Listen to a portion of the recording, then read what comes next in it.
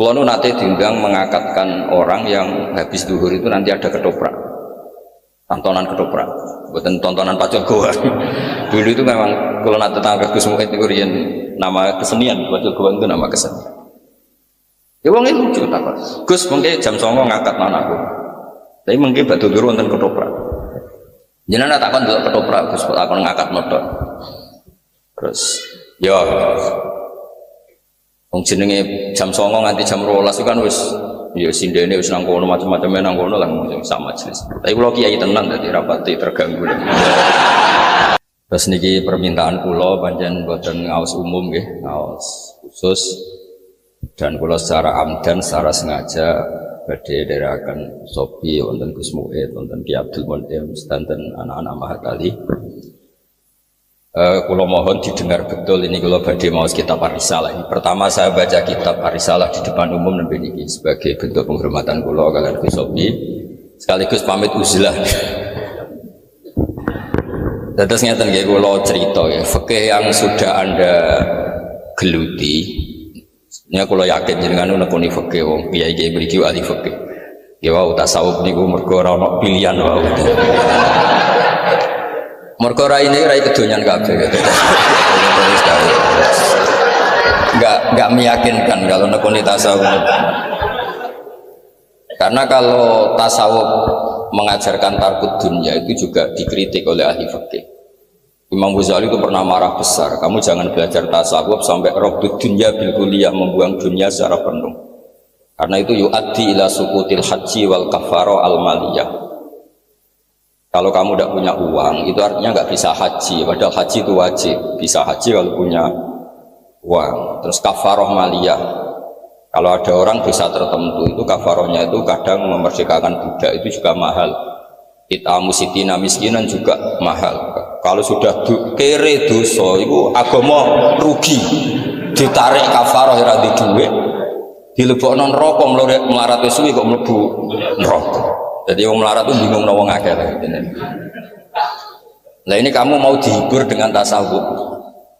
Kalau sampean kuliah tasawuf berarti tasawuf gak pilihan tapi hiburan.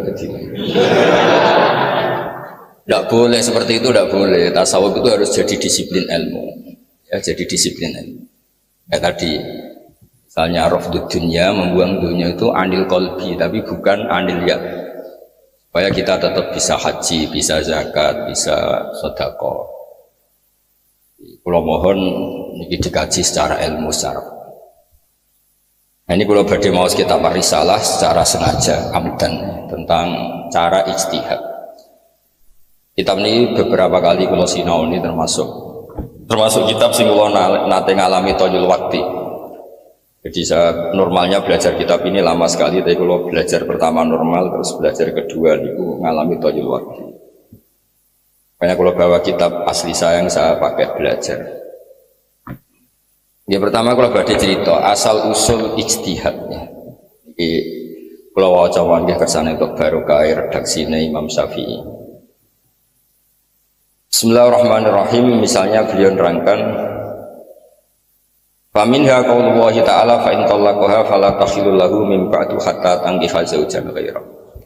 Jadi kalau perempuan yang diceraikan secara bain, ya saya ulang lagi, perempuan yang diceraikan secara bain, ditalak 3. Nah, sampean tahu talak 3 itu gimana kalimatnya? Tolak tuki salasan apa tolak tuki.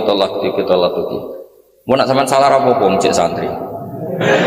Untuk menjadi 3 itu tolak tuki salasan apa tolak tuki. Apa dua-duanya itu baik? Rasa tahu kiai ini nak keliru isin ini.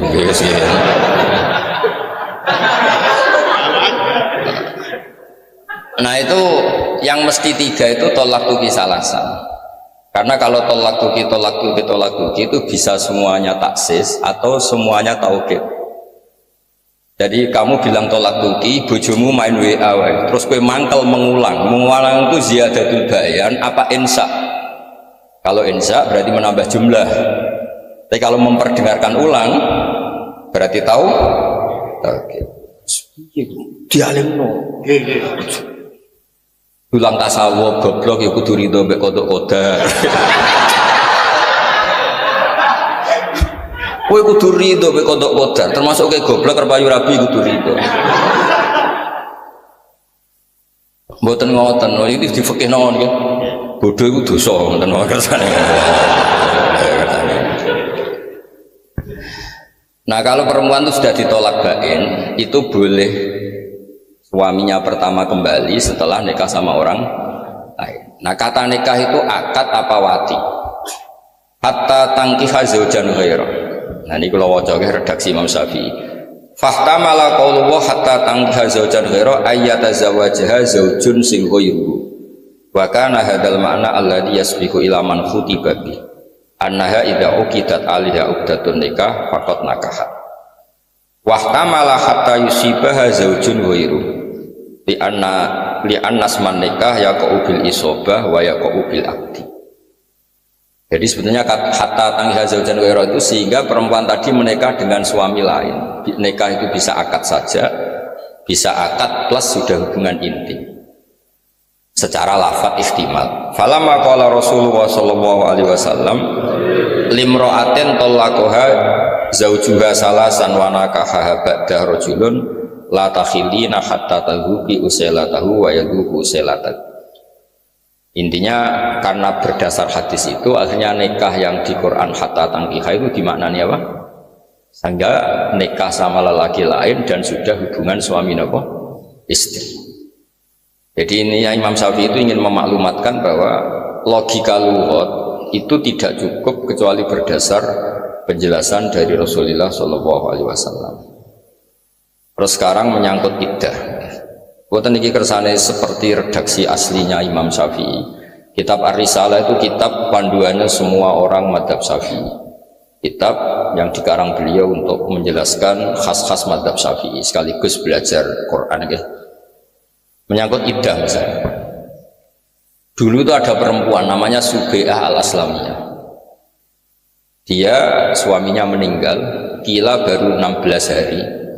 16 hari betul, wakila 10 hari, pokoknya 16 hari 10 hari kisaran.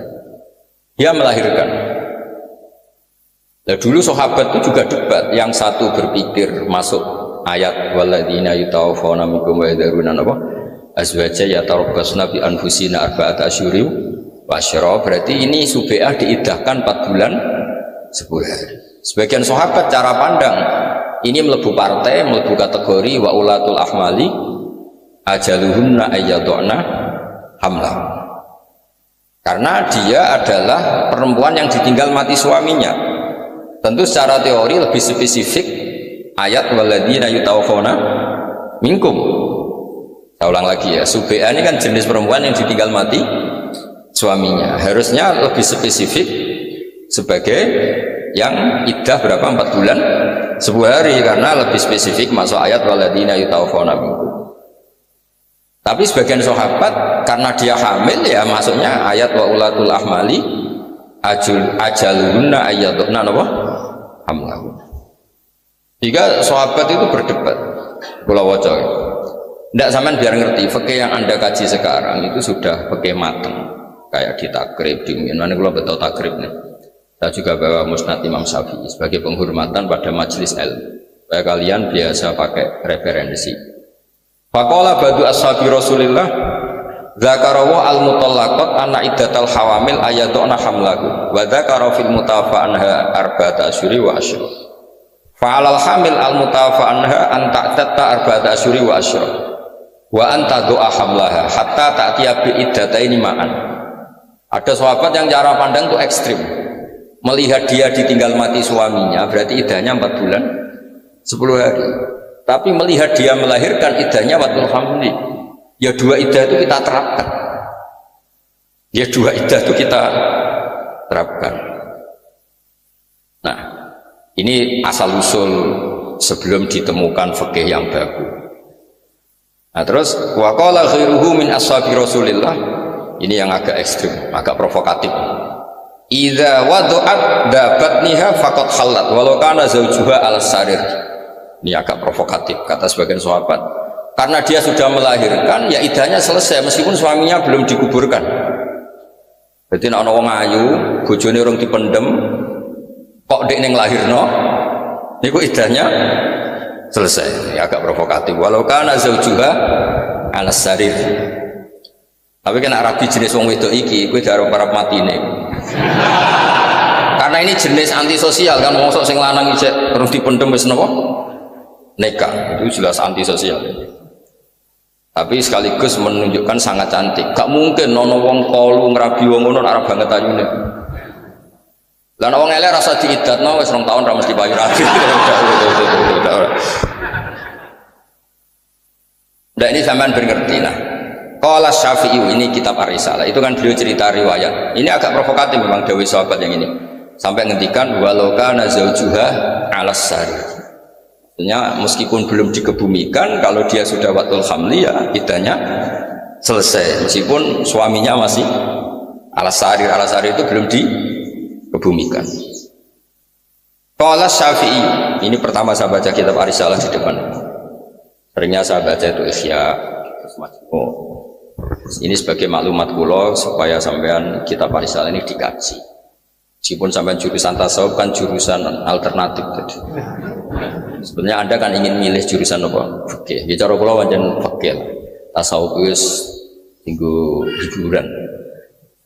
Karena satu-satunya cara sampean ridho mbek goblok, orang ganteng, ra payu rabi, iku hiburane iku ilmu tasawuf. Mergo wong kudu ridho ambek qada qadar. Mun niku hiburan. Mana tasawuf darani suf, sebagian ulama darani tasawuf dari kata suf itu kapok. Kapok ngeleyang anut angin, ilmu tasawuf itu semoga urip ku anut angin. Makanya Imam Syafi'i itu orang paling benci ilmu tasawuf. Wes antipati. Tasawuf dengan makna tadi. Beliau itu anti ilmu tasawuf dengan makna tadi. Tapi kalau tasawuf dengan makna ngelola ilmu dengan fikih itu baru benar kata beliau. Jujur itu Imam Syafi'i ngendikan, kamu pagi waras belajar tasawuf nggak sampai siang, otak kamu ada masalah. Karena kalau pakai tasawuf saja tanpa fikih, kamu menjustifikasi semua kesalahan Anda. Wis kodok subuh ora istighfar. Mergo alasane ngene iki dicatet. Ayo kangkang kalau kodok subuh itu istighfar enggak kan? Nah, itu tasawuf ya. Mboten ta boten istighfar. Nah ya malah delek itu. Makanya Imam Syafi'i masyhur itu. Sampeyan delok teng Manaqib Syafi'i teng Khilyatul Auliya itu di antara makalah beliau itu kamu tasawuf pagi normal nggak sampai siang tidak ada masalah. Terus masyhur akhirnya beliau terus banyak ashabi Syafi'i bilang man tasawwafa wa lam yatafaqqah itu jadinya tazandaqah. Tapi kalau kamu tafaqqah wa lam yatasawwaf hanya jadi tafassaqah. Kamu tasawuf tanpa fikih itu kafir zindik kata Imam Syafi'i. Tapi kalau kamu fikih tanpa tasawuf paling banter fasik. Ya paling banter orang fikih kan ngelah hukum. Misalnya saya ini kan nggak kuat puasa, nak muka sama anak kiai kok muka neng omah kan elek. Lu mau ibu silaturahim nego sobi kan? Lah ngono iku jenenge musafir. Ya wes oleh muka wong musafir. Makanya itu fikih itu tukang ngakali, memang ada cara ngakali hukum. Jadi Gus Muid sering lunga pancen mau Jumatan. Itu fikih Jumatan itu hindari Jumatan. Podo, kalau kamu di rumah bojomu ra iso blonjo berdoain karena melihat tidak bisa belanja kamu harus nyari uang. Tapi nak kowe lunga, oh ndak tahu saya. Jadi itu fikih. Jadi khilah itu dibenarkan di fikih. Makanya bisa fasik. Kamu punya kambing 40, mau haul, kamu jual 1, sudah tidak wajib. Jadi fikih itu melahirkan khilatul hukmi, apa khilatul. Nah itu yang jenis bisa bikin fasik. Selain sebelum itu sudah fasik. Jadi fasik double.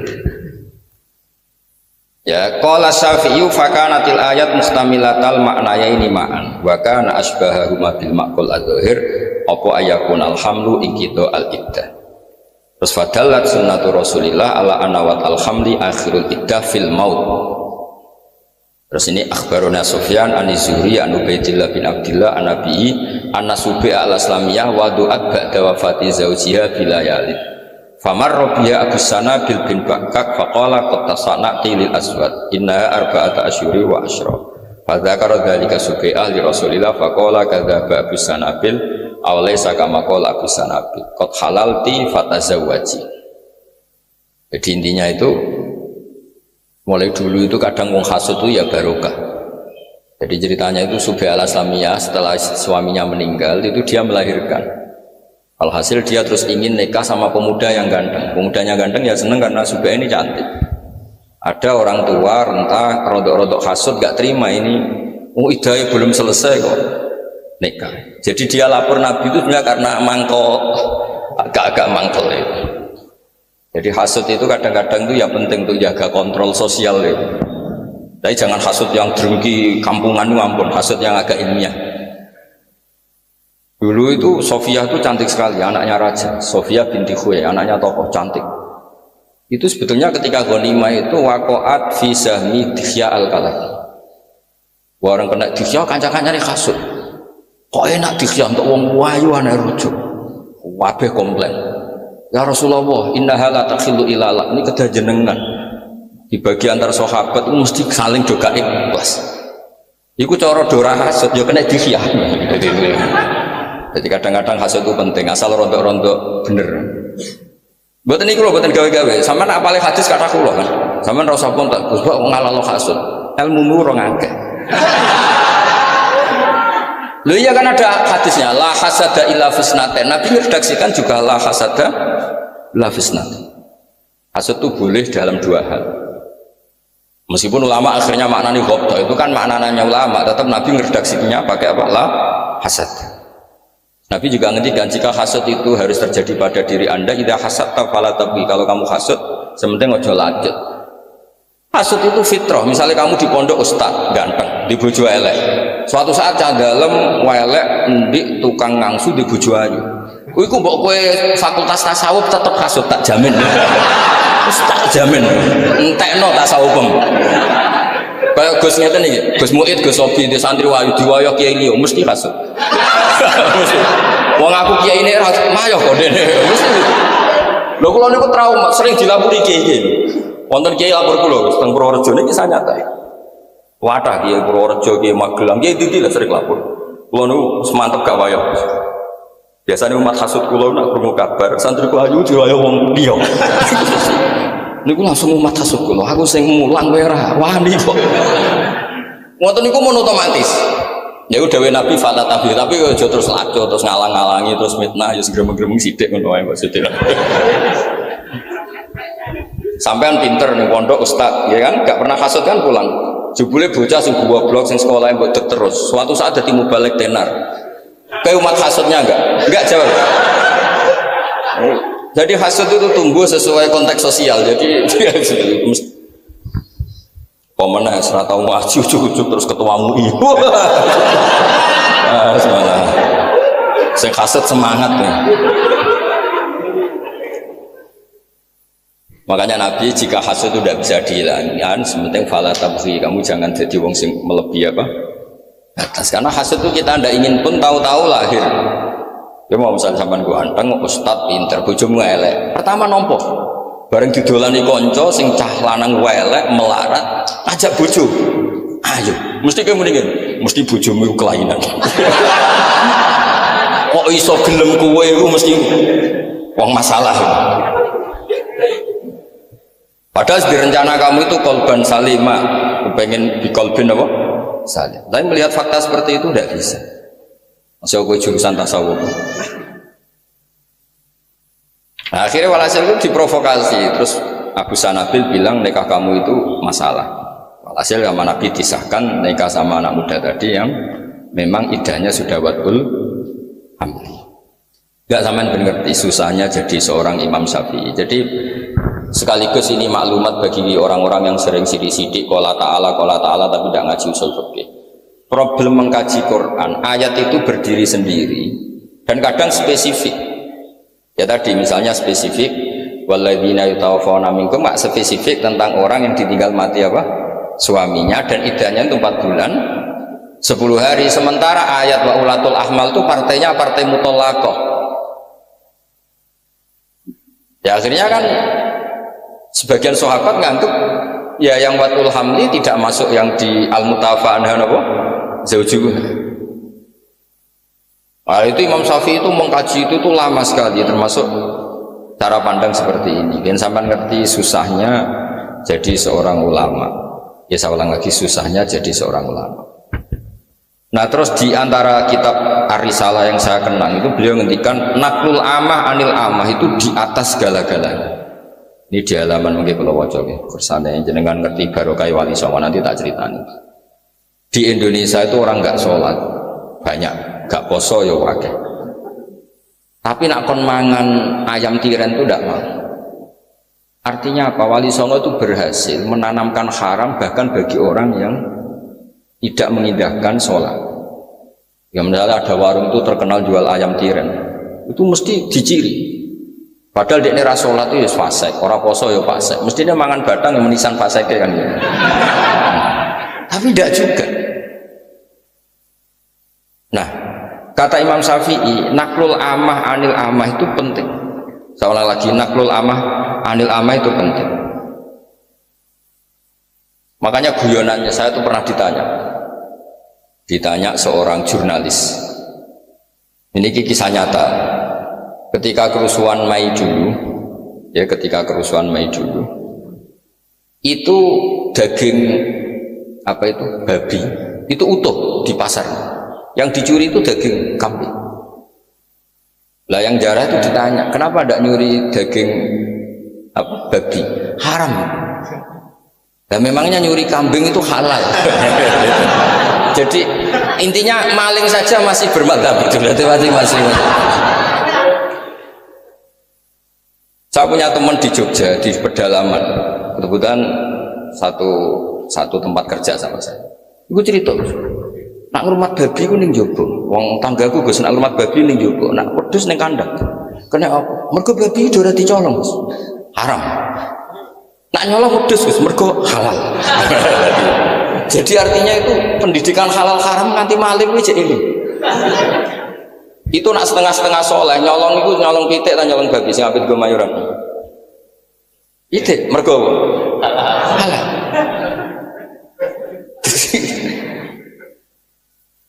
Ini cerita. Jadi intinya itu, nah wali songo itu di bab hukum itu memang berhasil. Nikah juga gitu. Meskipun mereka orang fasik, itu gak kepengen nikah itu gak sah, tetap kepengen nikah itu sah. Ayat juga gitu. Ini fatwa kulo sekaligus. Kulo nu nate diundang mengakatkan orang yang habis duhur itu nanti ada ketoprak, tontonan ketoprak, bukan tontonan pacul goa. Dulu itu memang kulo nate tangga Gus Muhyidd itu riyen nama kesenian, pacul goa itu nama kesenian. Ya wong itu lucu tak Gus mungkin jam 09.00 ngakat anakku. Tapi mungkin batu duhur wonten ketoprak. Jenengan takon delok ketoprak Gus takon ngakat modal. Terus ya, wong jenenge jam 09.00 nganti jam 12 itu kan wis ya sindene wis nang kono macam-macam nang kono lah sama jenis. Tapi kula kiai tenan dadi rapati terganggu. Kiai tenan. Kula kan kiai sufi ya fakih, nek sampean kan mutasawwif mutor. Tasawuf karena kepeksa SK tadi. Itu enggak boleh ilmu kok mukroh itu enggak boleh mutor. Karena saya baca itu malamnya itu sering ngipi ketemu ulama-ulama dan saya sering baca malah yudroku kulluh la yudroku kulluh. Masyarakat tuh seneng ketoprak, sampai juga seneng akad yang tidak sah. Pernah juga di tetangga desa saya ada orang mati karena oplosan. Itu kayaknya soal saya, Gus saya datang enggak ke jenazahnya. Kamu harus datang supaya jenazah itu dikelola ala Islam. Kalau orang-orang soleh tidak datang nanti dikelola ala orang fasik. Didusi mbak Arab itu terus piye, terus mendeme didekno terus piye. Jadi kamu datang jangan niati hormat orang fasik tapi hormat syariat Islam, di mana jenazah muslim tetap wajib disesuaikan syariat nopo Islam. Nah, hal seperti ini harus sampean kaji nanti. Mala yudraku kullu la yudraku kullu. Al maisur la yasqutu bil.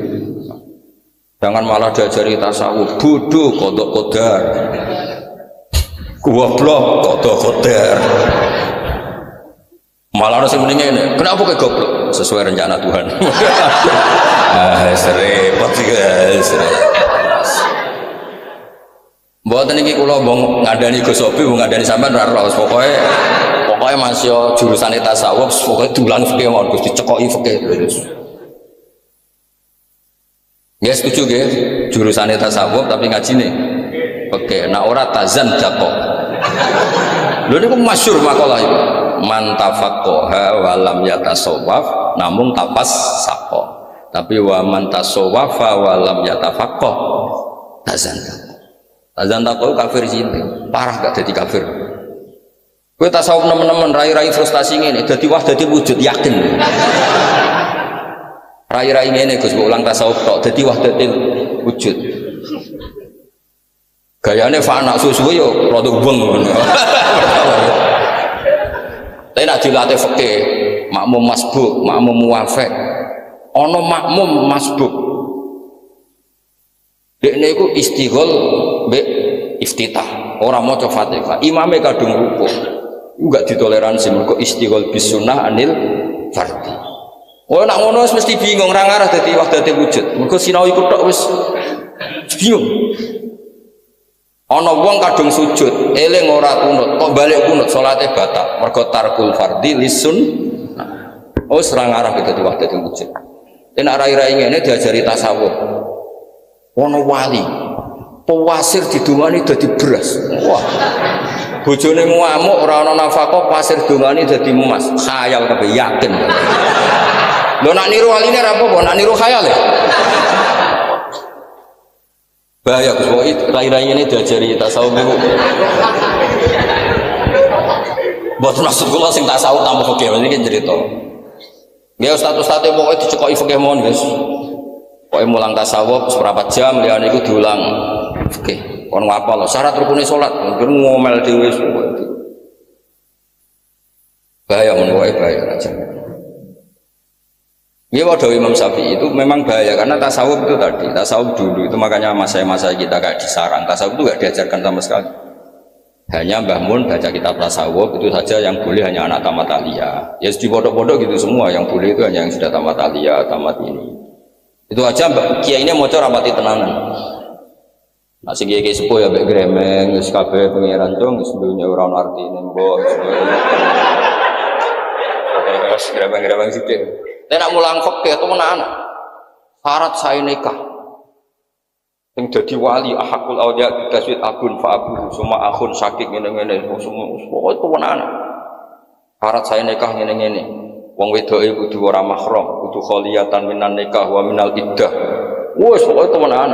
Karena kalau kamu enggak sah nikah zina diancam-ancam sithik. Antas apa ora kowe kudu ridho. Mbek apa sing digarisno pengiran. Goblok kowe kudu ridho. Ora payu rabi kudu ridho. Makanya tadi kalau suwun pondok-pondok sini itu harus mengkaji fikih. Sing tenanan belajar fikih. Lah soal kok tasawuf itu di hati saja. Atus kula nak salat ya standar fikih. Meskipun nanti atine tasawuf. Allah gak wajib nampa salat. Allah ya faluma yas. Itu ya sudah sambil lalu aja. Itu tetap standarnya fikih. Makanya trauma-trauma cerita Husain Al-Hallaj, cerita Siti Jenar, cerita macam-macam itu diantaranya karena fikih sama tasawufnya itu tidak imbang. Semenjak itu Kiai Jawa trauma. Soalnya germondo kon batik fikih ya, kon belajar fasolatan, pokoknya fikih. Napa? Kalau setuju Gus Muhammad kepingin itu fikih. Dan ada tasawuf tompo. Ya jelas ya kersane. Nah ini kalau waos musnadus Syafi'i. Kersane ngertos asli ini susah jadi ulama. Karena memang ijtihad itu, bisa ulang lagi, ijtihad itu dari lafat-lafat sing ikhtimal. Saya ulang lagi dari lafat-lafat sing apa? Ikhtimal. Kalau waos ya. Akhbarona Malik an Yahya bin Sa'id an Sulaiman bin Yasar an Ibnu Abbasin wa Aba Salama ikhtalafa fil mar'ah. Jadi dulu ya debat. Jadi yang debat tidak hanya LBM-nya NU itu enggak. Tapi juga dulu sahabat debat. Yang debat Ibnu Abbas sama Abu Salama. Ikhtalafa fil mar'ah sing tanfusu ba'da wafati zawjiha. Tanfusu di sini bimakna talidu. Faqala Ibnu Abbas akhirul ajalain. Faqala Abu Salama idza nafasat manane waladat faqad halat. Baca Abu Hurairah faqala ana ma abni akhi. yakni Abbas Salamah. Jadi dulu debat itu ada yang bela, jadi yang debat itu ada yang pro, ada yang kontra. Yang debat itu Abbas sama Abu Salamah. Abu Hurairah datang, kamu ikut mana? Saya ikut ini. Misalnya saya ikut cabang Diwek, cabang Jombang, saya ikut Rembang. Gus Muhyidd saya ikut NTT. Jadi dulu itu ya ada itu. Terus Faba'asu Quraiban Maula bin Abbas. Ya Faba'asu Quraiban Maula bin Abbas ila Ummi Salamah yas'aluha an dzalik. Faja'ahum fa'akbarahum anna qalat waladat Subai'ah ba'da wafati zawjiha bilayalin fa dzakara dzalika li Rasulillah faqala laha qad halalti fangkah. Jadi dulu itu ya adanya kalau kiai itu ya kadang-kadang izin takut dhewe ngongkon wong. Ibnu Abbas punya tandalem jenenge Quraib. Nah, Quraib ini yang disuruh tanya Ummi Salamah. Ummi Salamah itu istrinya Rasulullah. Ummi Salamah cerita bahwa Rasulullah pernah fatwa tentang Subai'ah bahwa asal dia hamil meskipun suaminya baru meninggal kok dia melahirkan berarti iddahnya selesai. Artinya yang ayat walladzina yutawaffawna minkum tadi berarti apa? Mukhtassah atau makhsusah selain hamil. Jadi kalau selain hamil iddahnya 4 bulan 10 hari, tapi kalau hamil watul hamli berdasar riwayat tentang Subai'ah napa al-Aslamiyah. Jadi dulu tuh yang ngaji ya susahnya seperti ini. Itu yang cerita debatnya Ibnu Abbas sama Abi Salam. Terus akhbarana Malik an-Nafi' an Ibnu Umar. Seterusnya terus suila anil mar'ah ya tawafa an hazaujuha atau yutafa an hazaujuha wa ya hamilun faqala Ibnu Umar idza wadu'at hamlaha faqad halat. Fa akhbarahu rajulun minal ansar anna Umar bin Khattab qala law waladat wa zawjuha ala saririh lam yudfan la halat. Di sahabat itu dulu kalau supaya hukum itu ekstrim ya ada provokatifnya. Meneh ada lagi wis 16 dino. Kasusnya Subai'ah itu sudah 16 hari. Andai kan suaminya meninggal dan istrinya langsung melahirkan, suaminya belum dikebumikan, itu sudah iddahnya selesai. Jadi bisa resepsi di depan jenazahnya. Jadi dulu sahabat ya ada yang cara ngendikan fikih itu agak provokatif. Law waladat wa zawjuha ala saririh lam yudfan halat. Ya, karena sudah watul hamli. Ya, tadi kemungkinannya tadi saking nekate sing wedok atau saking ayune nganti wong kehilangan etika sosial. Mau nak elek wis ora usah iddah wis iddah dhewe no. Otomatis no. Nah, saya ingin ilmu-ilmunya Imam Syafi'i seperti ini spesial tak baca. Jadi saya pernah ngaji Mustad Syafi'i, pernah ngaji kitab Ar-Risalah. Supaya sampean kalau maknani Quran itu tahu bahwa ayat itu kadang-kadang itu seakan-akan berdiri sendiri, padahal itu harus ada konstruksinya. Ada apa? Konstruksinya. Tadi misalnya walladzina yutawaffawna minkum, ternyata itu yang tidak hamil. Padahal ayatnya kan seakan-akan umum, siapapun yang ditinggal mati suaminya maka iddahnya arba'ata asyhur wa asyra. Sama wal mutallaqatu, asal mutallaqat ya tarabbasna bi anfusina salasata. Tapi nyatanya yang dawatil hamli ikutnya partai wa ulatul ahmali ajaluhunna ayyadna hamlah. Nah, hal seperti ini itu hamba harus ngaji. Kalau ini enggak dikaji ya tadi belajar tasawuf. Wong sing penting atine. Salat penting eling pangeran. Eling pangeran terus lali rukuk sujud terus salat model piye. Mulane jare wong fikih eling pangeran, nek pangeran wajib rukuk sujud, terus eling pangeran tok ora jelas ilinge iku piye. Repot. Terus ini yang penting dari kitab Ar-Risalah tadi, naklul amah anil amah. Saya ulang lagi napa? Naklul amah anil amah. Itu Imam Syafi'i senengnya bukan main. Sampai kata beliau, jika itu sudah naklul amah anil amah, itu ada orang yang tanya itu muta'assif atau muta'anid fiddin, itu harus kamu lawan karena itu mempersulit agama. Misalnya begini, cara kula, andaikan saya boleh bermadzhab, saya setuju jamaah itu syartus sihah. Pondok saya itu tidak saya wajibkan jamaah, tapi alhamdulillah banyak yang jamaah, hampir semuanya jamaah. Karena saya sering menteror mereka secara ilmu, saya teror. Kalau kamu sowan Mbah Mun saja sendiri tidak berani, sowan pangeran dewi melite temen. Soalnya tak kayak analogi yang lho kowe sowan kiai dhewe ane rawani kok sowan pangeran dhewean kok melite to. Susu bocah-bocah ya isin tenan. Tanpa otoritas keamanan tukang takzir itu. Tukang ngecek kamar, senengane nak ziri wong. Mulane keamanan pondok kudu tobat. Wong kok golek saleh wong.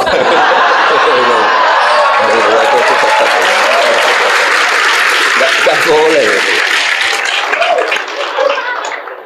Itu barokahnya niku Gus Sofi, tak omongi kok terus.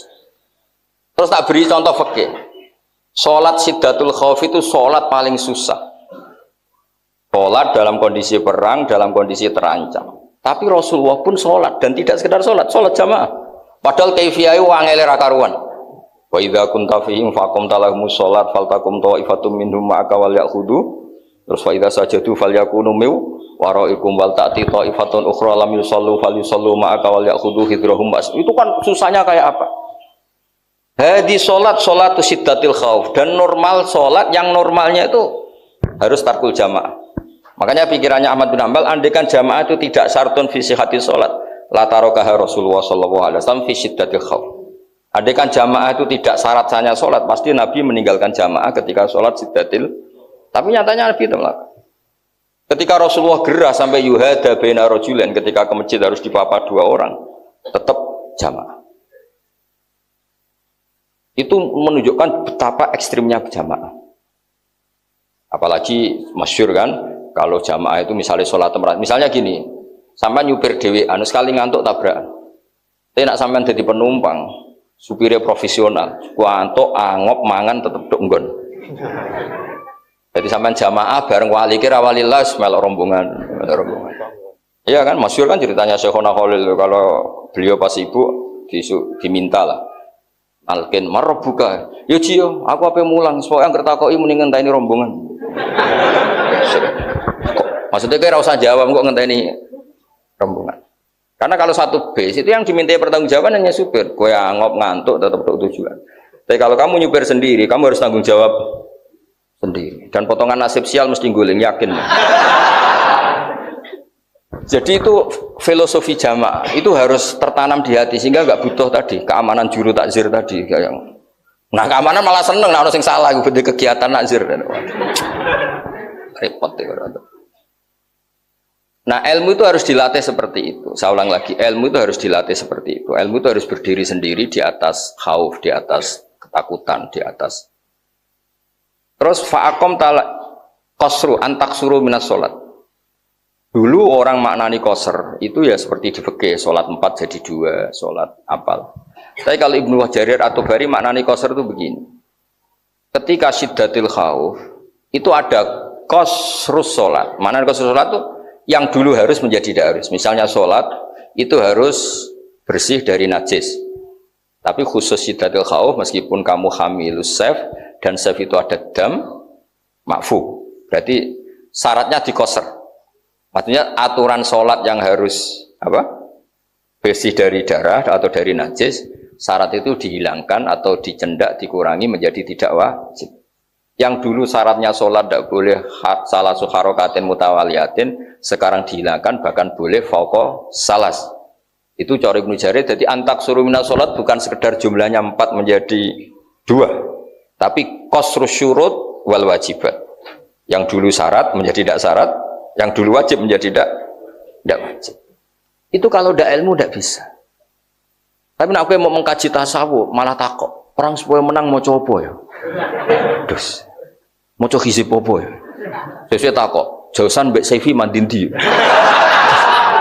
Wal full takut santri ngoten. Gus, jausan mbek Saifi mandindi. Tak jawab, ya mandi sing disembadani pangeran amin. Takokna Gus. Gus gadah hizib Nasr. Baru mandi Gus hizib Nasr. Ya mandilan semua cok ra mandi ya. Aku maca Ja'a Zaidun, mbek maca hizib cek mandi aku Ja'a Zaidun. Itu dulu kan ceritanya keramat-keramatnya guru kan. Ada orang sering kecolongan, kemalingan semongko atau apal sering kemaling. Matur saya Khona Khalil. Kebetulan beliau pas ngajar koma Zaidun. Dia mau ditulis, tulis koma Zaidun. Iku mulai malingnya ngadeg terus nih. Padahal gak usah tunggu, ditulis. Ternyata kertas dibuka mau koma Zaidun. Jadi sementing sing moco ora.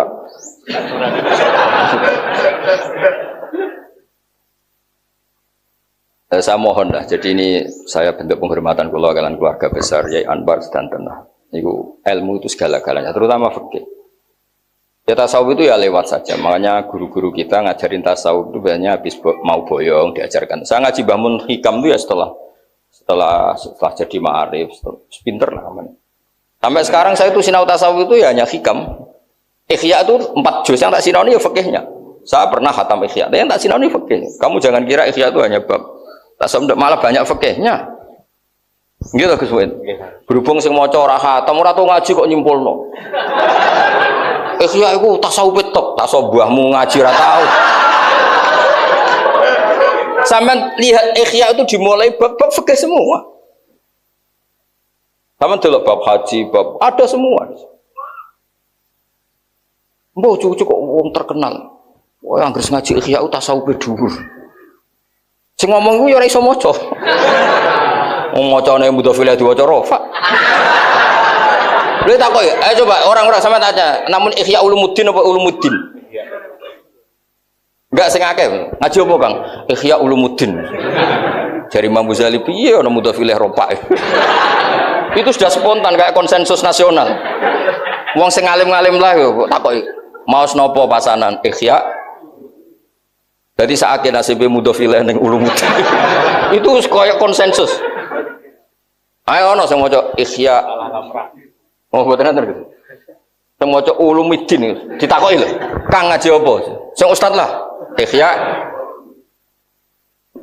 Suci Ulumuddin. Lho nak kula mergo ngemelok sing goblok, gebebo goblok. Nak sing goblok tenan ya akeh. Atau yang terakhir kalau cerita ilmu malih, ada ilmu yang nggak bisa dihindari dan ini fatwa saya berkali-kali. Quran itu kalamullah, seorang lagi Quran itu, tapi tanpa lewat ulama, kamu pasti salah. Orang kok mungkin salah, pasti salah. Ketika seorang Imam Suyuti, Ibnu Jarir atau Bari, semuanya mufassir mesti ngendikan, wa yuqaddaru qabla qauli ta'ala iyyaka na'budu qulu. Itu kata sandi, kata kunci. Nak Quran itu kalamullah, kemudian Allah ngendikan ning Kanjeng Nabi iyyaka na'budu terus piye? Fa inna Allah wal ma'bud. Mosok Allah ngendikan ning Kanjeng Nabi iyyaka na'budu. Bisa kamu bayangkan kan fatalnya makna itu. Tapi kalau kamu ngaji sama ulama, hadza qaulullah sing tasyri'an li nabiyih iyyaka na'budu ya bener dawuh Allah, tapi minangka wis diulangno ning Kanjeng Nabi dan Kanjeng Nabi disuruh ngulang. Makanya berarti ketika Allah ngendikan iyyaka na'budu kalimatnya gini kira-kira, ya Muhammad qul iyyaka na'budu. Terus Nabi mengulang iyyaka na'budu. Lah langsung dawuh Allah ning Kanjeng Nabi kacau mboten. Mosok Nabi ma'bud Allah abid. Nah hal seperti itu kalau kamu tidak ngaji tidak bisa. Kowe nak mau belajar tasawuf tok, kasih hati Fatihah. Nak diwaca ping 7 untuk bojo ayu, nak ping 100 untuk bojo rondo, nak untuk wah ya repot. Nak kire dadi sugih, ana tambahan iku tampung mergawe ngono bar. Dadi Fatihah iku dienggo pemalas-pemalas niku. Arepe wiridan sugih tampung mergawe. Tak ulang lagi ya. Ihdinas siratal mustaqim juga ngalami hal yang sama. Fa kaifa yatullah bitolabil hidayah. Masa Allah donga ihdinas siratal mustaqim. Mau tidak mau harus kamu ngikuti cara pandang ulama. Wa yuqaddar qabla qauli ta'ala iyyaka na'budu terus qulu utawa qul. Nah, baru sohal makna, baru setelah itu makna menjadi sah. Jadi kira-kira kalau Allah ketemu Nabi Muhammad, kira-kira ya qul ya Muhammad iyyaka na'budu. Terus Nabi ngendikan iyyaka na'budu qul ya Muhammad taliban ad-du'a atau da'iyan ilallah ihdinas siratal mustaqim. Fayaqulu Nabi ihdinas siratal mustaqim. Jadi ku qaul wahi ta'ala yang sudah ditatbik atau menjadi miliknya Kanjeng Nabi sallallahu alaihi wasallam. Itu kalau kamu tidak ngaji fikih tidak bisa.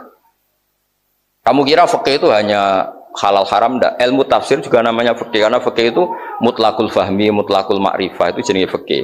Makanya di Quran ada ayat apa? Ma nafqahu katsiran mimma taqul wa inna lanaraka fina dhaifa. Ma nafqah maknanya tidak paham. Dan orang kalau sudah alim fikih seperti ini itu pasti wali. Tadi tidak usah daftar tadi kan kata Gus Muhyiddin itu sudah kan. Wes jelas mayuridillah bi khairan yufaqihu fiddin. Udah ada usah mafhum mukhalafah, banyak tersangkanya nanti. Berarti kalau tidak pinter, ya lam yuridillah bil khairan. Udah ada usah mafhum mukhalafah, nanti banyak tersangkanya. Loh Mbah Mun itu guru saya, bapak ya guru saya. Mbah Mun itu kalau sama orang alim itu enggak pernah nyalahkan. Kalau nuntung pondok ya dibeling saya naik dhewe. Tapi Mbah Mun kalau orang hormat kan. Masuk santri nang alim dihormat. Pernah ada teman saya itu ya rontok-rontok hasud, rontok mervokasi. Nah, Gus Pak jenengan baro, padahal ya saya naik dhewe. Wong dipilih pangeran ngalim iku yuridillah bi khairan. Terus ki ape opo ya? Wong pangeran wa yuridillah bi khairan kok aku wani. Iku cara Mbah Mun. Cara sampean alim aku ora wani yakin. Berhubung ra alim wis tenang. Piye-piye wong alim yuridillah bi khairan. Sampai saking ekstrimnya Mbah Mun ini yang agak lazim. Fa'alimun bi ilmihi lam ya'malan mu'adzabun min qabli ubadil. Itu kan umumnya ulama itu dipakai tahdzir supaya orang alim itu ya'malu bi ilmi. Kalau kata Mbah Mun ndak, malah penak nang bar. Jadi mu'adzabun min qabli ubadil wasan nak cara Mbah Mun. Dan saya dulu di Eskal Gosobi bareng tak cari itu ada. Saman kalau enggak percaya nyari di Saranya Burdah yang dikarang Imam Bajuri. Ada yang baca Bajuri. Kalau aku mau coba Bajuri mbok anggap ra alim ngenyak wong. Kalau mau coba kitab wis akeh Kang ora ijek kuliah ngene iki ya opo. Ini mboten niat ngenyak tasjen supaya sampean nyaingi kula. Hasud sing Islami. Hasud Islami wa la hasada illa fis. Jadi kamu harus hasud saya. Saya ingin alim enggak Gus Pak, hafal Quran, ngerti tafsir. Itu harus dihasuti wajib itu. Nabi sudah ngendikan la hasada la fisnaten. Kamu tidak boleh hasud kecuali dua hal ini. Malah ke hasud mbek kancamu sing dibojo ayu rondo sugih. Iku hasud gak islami ngono ku. Kowe hasud ku hasud mbek aku Gus Sobi, ben alim kok Gus Sobi, ben alim Gus Pak, ben Demersi kok Gus Sobi, Gus Samuet. Hasud itu ada yang Islam. Saya ulang lagi ya. Jadi dalam hal-hal saya ulang lagi, dalam hal-hal seperti itu harus bersama ilmu lah. Ya napa harus bersama napa? Harus bersama ilmu. Kalau ndak habis kita. Kata Mbah Mun, saya teruskan. Cara Mbah Mun ngeten Gus, mingko beli batu lasan. Soal dulu sekal. Malah penak nang mlebu swarga, dadi didhisikno hisabe benang bar. Plasa baca di Ihya termasuk di Ihya. Saman kalau enggak percaya cari di Fadhailul Ilm atau Fadhailul Ta'lim. Itu wong alim sing taduru aktabu, fatan daliku aktabu. Orang alim yang jadi karoha itu jadi tontonan di neraka karena dia layak malu bi ilmi.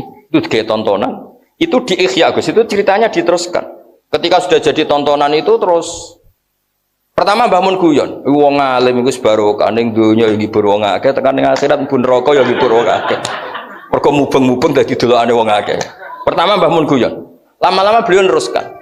Memang ini Mbah Mun benar, di Ihya itu diterangkan, akhirnya Allah ngendikan gini. Inni lam ado ilmi liu adzibah. Aku nganti dako ilmu ning atine ndek niku ora kepen aku nyiksa. Wis lereni siksane wis cukup, saiki kon mlebu swarga. Nah kebetulan yang cerita hadis ini wong-wong bodoh sing kepen roh wong alim itu disiksa. Mergo dekne ditakdir bodoh, dadi golek salah wong alim. Sajane riwayate ana terusane. Ana terusane terus diselesaikan. Sampeyan cari di Khasyatul Bajuri. Mu'adzabun min qabli ubadil wasan ya cara tasri andil hisab supaya hisabnya cepat selesai. Jadi itu dianggap madeg bukan dam. Piye-piye mayuritillah bi khairan yufaqihu fiddin. Wis piye-piye ilmu tok wis barokah. Makanya Abu Hurairah ditanya, bagaimana dengan periwayat hadis yang tidak bisa ngamalkan hadis itu? Kafa biriwayah ilman wa amalan. Dengan hadis itu diriwayatkan kowe ra iso nglakoni Allah itu menjadi master ilmu. Misalnya kados kula misalnya kula ditakoki, Gus Jumatan wajib atau ora? Wajib. Lah jenengan kok ora Jumatan? Ya aku fasik menyang ora Jumatan. Paling enggak kan jadi hukum bersama nak Jumatan wajib, tariku Jum'ah fasik. Ilmunya masih jalan. Timbang ke Jumatan tanpa ilmu jebule niate iku gak bener. Ilmu itu sudah berdiri sendiri. Paling tidak misalnya innamal amalu binat sodako Rasulullah. Lah kowe niatem kok elek, iku urusanku tapi tetap innamal amalu binniat. Jadi Mbah Mun tuh saking senengnya ilmu sampai berkali-kali ngendikan. Sama lihat di Ihya di. Karena orang alim wis kesel. Jadi kamu jangan ngira terus apa fa'alimun bi ilmihi lam ya'mala mu'adzabun min qabli ubadul wasan itu terus selesai di situ ndak wonten terusan. Sampeyan kalau enggak percaya lihat di Ihya di Fadhailul Ilm. Itu Allah terus neraskan, iku aja dadi tontonan. Piye-piye aku ndak kok ilmu ning ndekne iku wis tak pilih. Wis saiki tak sepuro, siksane wis cukup, dilebokno swarga. Karena innama yakhsyawha min ibadil ulama tadi. Dia itu tersiksa kalau orang makan ayam tiren, dia tersiksa kalau nikahnya orang tidak sah, dia tersiksa kalau janazatul muslim itu tidak dikubumikan secara benar, tidak dimandikan secara benar. Artinya dia punya komitmen terhadap agama ini, meskipun dia sendiri fasik. Ya kayak tadi, misalnya ada orang mati oplosan, itu geger. Kiai yang kampung situ datang ke saya, Gus ini kalau nyolati buatan mati ini oplosan. Iwe sholati niati nekani prosesi janazatul muslim. Karena kalau kamu tidak datang, nanti mereka punya cara sendiri dan itu bisa bahaya. Makanya masyhur Imam Nawawi fatwa, kalau ada orang fasik meninggal dengan cara yang tidak benar, misalnya bunuh diri, orang Islam di situ tetap harus datang, supaya tetap dikelola ala apa? Islam. Jadi ini kan ini ilmu. Lalu saya ulang lagi, lalu kamu sederhanakan pakai tasawuf, kabeh kersane pangeran ini. Makanya kata Sayyid Abdul Al-Haddad, isnadul masyiah itu juga dakbul kufar. Orang kafir ngomong wa qala alladziina asyraku law sya'allahu ma asyrakna. Jadi isnadul masyiah itu ya kelakuane wong kafir. Malah nak ning surat Yasin lebih ekstrim. Ada orang kaya, orang kafir disuruh sedekah sama orang melarat. Kalau saya sedekah ke dia itu merusak rencana Tuhan. Sampai dia miskin, memang Allah merencanakan dia miskin. Kalau saya mengkayakan dia merusak rencana Tuhan. Itu jelas kan? Wa idza qila lahum anfiqu mimma razaqakum wa qala alladziina kafaru lil ladziina amanu bi anutimu sing man law yasha'u atama. Hadza lam yat'am li annahu arada wa bidzalik. Pamata nutimu berarti ngerusak rencana Allah. Jadi nak kowe nuruti ngono, aku bodoh rencanane Allah, nak kiaiku minterno, kiai perusak rencana Allah. Iku kafir ngono iku, perilaku ngono iku kaya wong kafir. Ya kan sampean nak ngaji Yasin lho. Lah sampean nganti ra paham mergo mau golek kasihate. Pokoke diamuki terus Gus Muid kersane tasawufe rodok rusak nganggo fikih. Wa idza qila lahum anfiqu tasqala alladziina kafaru lil ladziina anut imu ana ta keing makan kita. Man ing wong lau yasha ulamun ngersakno sapa Allah atamah mongko maringi dar sapa Allah ing man. Mosok aku ngekek mangan orang, saya ngasih makan orang yang dalam rencana Tuhan memang dia gak dikasih makan. Makanya saya tidak mau, nanti merusak rencana. Artinya gini, isnadul masyiah itu tidak busolihin terus, enggak. Kalau orang soleh isnadul masyiah karena merasa dia maghur, dia mutor. Allah yaf'alu ma. Ya kalau orang soleh isnadul masyiah karena masya Allah kana wala masalam. Tapi kalau isnadul masyiah orang tidak soleh itu dipakai khilah, dipakai justifikasi. Digoreng ya, cara politik digoreng tadi. Ya siki terakhir serah oleh ngundang nang haram niki mergo kula nu mun usulan. Wassalamualaikum warahmatullahi wabarakatuh. Alhamdulillah luar biasa pencerahan dari Gus Bahak. Ini kok pun diringkesi Gus, berarti nggak boleh tanya anak-anak ini. Apa? Saya tanya boleh. Boleh. Satu aja. Nggih. Tapi liane takok kiai ini. nggih, tidak akan saya simpulkan. Kesimpulannya adalah bahwa setunggal mawon. Kesimpulannya bahwa Gus Bahak melihat sampean ini untuk jadi wali kok katanya petang. Tapi kalau untuk jadi orang alim kayaknya masih ada harapan. Jadi oleh karena itu ngaji sing mempeng. Oke. Bon, monggo saya beri kesempatan untuk bertanya. Satu. Ya Bon, berdiri langsung. Tingkat padat yang jelas. Berdiri.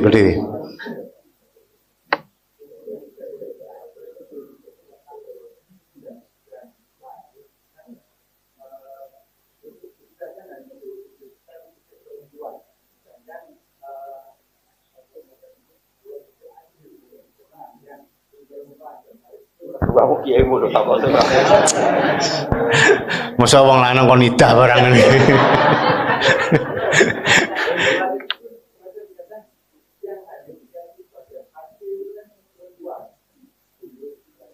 Tapi asobae lanang malah tuh akeh gitu. Tidak jelas tapi untuk akeh. Oke. Berikutnya lagi wes. Ayo penanya.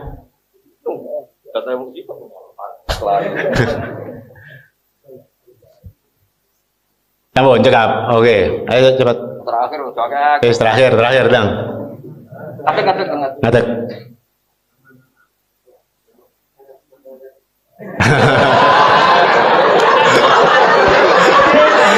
Durung takok wis grogi ya apa?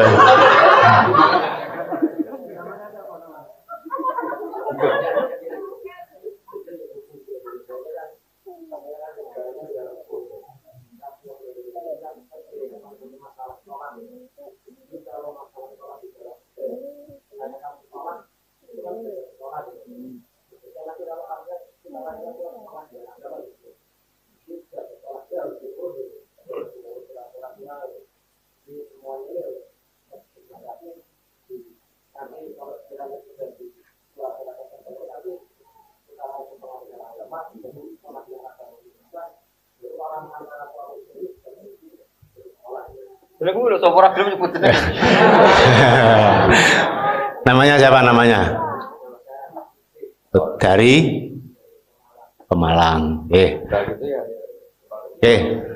Pun paham, Gus Ba sudah paham pertanyaan ini bahwa tolak di Indonesia baru dilegalkan kalau sudah ditetapkan oleh KUA. Pengadilan. Agama. Yang pertama tadi namanya siapa? Oh, Nafis. Jadi begini Nafis ya.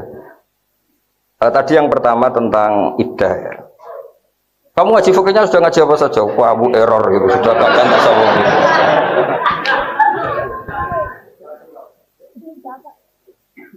Jadi gini loh, iddah itu kan takut ikhtilatul. Jadi filosofi iddah pertama, dengerin ya, takut ikhtilatul apa? Ansab. Misalnya kita beri contoh ya, misalnya di Indonesia ada orang namanya Sri atau Dwi, malamnya dijima suaminya, kan diantara syarat kebaikan tolak itu tidak boleh fituhurin jama'ah fihi. Dengerin ya, tidak boleh di masa suci yang malamnya masih dijima. Memang kamu harus ngerti fikih betul, makanya ini tasawufnya itu sambil lewat saja, harus fikihnya terus minimal kayak saya lah ahli fikihnya, tangi turu tak fikih bisa, saking ngelotok ya. Ini bukan sombong supaya yang hasud semangat, supaya tadi la hasada illa fisnaten tadi itu. Jadi tolak bid'ah kalau ditakrib kan ada tolak sunni, ada tolak apa? Bid'i. Yang bid'i itu kan diantaranya tolak fi khaidin karena memperpanjang iddah sama fi tuhurin jama'ah fihi. Umumnya orang cerai itu mangkel gak? Tidak jawab saja biar mangkel gak? Umumnya orang cerai itu konflik gak? Konflik. Bojomu iku bengi mbok jima. Esok mbok pegat. Mergo tukaran perkara pecel mbok pokoke esok mbok pegat. Kayak apa? Mangkelnya itu. Dia harus terceraikan oleh kamu, iddahnya harus 9 bulan. Jadi wis pegatan harus ngandung orang yang dibenci, keriting iki misalnya. Keriting ngendek kere pesek. Lu bayangkan kalau kamu seorang perempuan wis dipegat harus nanggung weteng hamil orang yang digedingi. Tiap dalu ndonga muga ora kok bapake, muga ora kok. Artinya kalau apa nyerai itu harus ada jaminan barokah rohmi supaya itu enak lah. Cerai terus suami istri tadi tidak terkait sama suaminya karena enggak ngan. Artinya, nah kedua ngel-ngel orang banyak. Ngel-ngel itu begini, malam dijima, ya misalnya sing lanang jenenge Zaid, sing istri jenenge Sri, malam dijima terus Sri ini bisa bohong. Karena mangkel sama makhluk jenenge Zaid, terus dia pura-pura ada hamil. Jika kalau dia pura-pura ada hamil, iddahnya kan itu partai dzatil akro, berarti 3 kali masa nopo suci. Padahal hakikatnya, terus dirabi Amr misal. Lah jadi Abi Amr ku anake iku luwih mirip Zaid, pancen produke Zaid. Itu kan ribet. Makanya harus ada iddah untuk memastikan barokah rahim. Makanya disebut Allah paling duka sampai ngendikan wala yakhillul lahunna ayyaktumna ma khalaqallahu fi arhamihinna, itu taruhannya in kunna yu'minna billahi wal yaumil akhir. Nak pancen kowe wong wedok sing duwe iman, aja geman menyembunyikan yang di kandungan kamu. Meskipun itu dari suami yang kamu karena akibatnya fatal. Bisa diisnadkan ke suami kedua. Nah, artinya karena iddah itu terkait bara'atur rahmi, pasti ya hanya perempuan, bukan masalah adil dan adil, memang ya kaitannya sama perempuan. Hamil perempuan. Nah, ini kalau isnadun nasab ini kan terkait tadi. Ya kan? Kalau sudah dijima kan terus nanti andekan tidak ada iddah, ini bayangkan kan, iddah kenapa wajib? Andekan tidak ada iddah kan berarti apa? Malam Senin dijima Zaid, setelah pagi cerai, misalnya nggak ada iddah, Selasa dinikahi Amr, cerai lagi, gang 3 hari dinikahi siapa gitu, terus nanti jadi anak, ini anaknya siapa itu? Ya anak Rabban itu. Jadi makanya iddah itu awal disyariatkannya itu untuk memastikan bara'atur rahmi. Awal disyariatkan ya. Meskipun setelah itu ada ta'abud. Ta'abudi itu artinya meskipun terbukti suaminya di Malaysia, nggak pernah pulang, nggak pernah kumpul, ya tetap diidahkan karena ada unsur apa? Ta'abud. Tapi tetap awal-awalnya itu ada filosofi bara'atur rahmi. Makanya ada ayat wa in talaqtumuhunna min qabli an tamassuhunna famalakum alaihinna min iddatin tadunaha, karena di situ nggak perlu ada bara'atur. Ya, jadi makanya ini lagi-lagi jurusannya fikih ya Gus. Supaya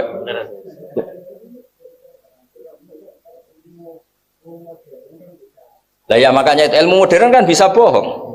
Yang jamin kalau tesnya itu, taruh saja misalnya perempuannya tadi kaya, Pak dokter ngomong nah aku wis bara'atur rahmi. Jadi kalau teknologi itu canggih, tetap aja manusia itu bisa memainkan teknologi. Ya kan, bisa kan? Atau karena yang dipegat tuh cantik, terus wong lanang sing pecundang-pecundang, tak bayari dokter, tak kon ngomong bara'atur rahmi. Kamu jangan terjebak gitu-gitu. Pokoknya hukumnya Allah Ta'ala itu satu, ada illatul hukmi, yaitu bara'atur rahmi. Dua, ta'abud. Atau dibalik lah, ta'abud dulu, dan ada hikmahnya, yaitu bara'atur rahmi. Tapi yang jelas itu memang tadi takut ikhtilatilan. Makanya kalau sampai ngaji fikih itu kan tidak boleh menceraikan fi khaidin karena memperpanjang apa? Ya, atau fi tuhurin jama'aha fihi. Itu malah lebih panjang lagi kan? Saman bayangkan kalau jadi perempuan, saman cuantik jadi perempuan dibucu welek mangkelno kere. Ape megat jima sik. Wes mangkel jebule ngandung cah elek iki. Wah. Kayak apa tersiksanya itu? Wes ngono bayine bandel, Gus. 9 wulan gak lahir-lahir. Wes ngono bareng lahir persis bapake. Waduh. Kayak apa itu mangkelnya?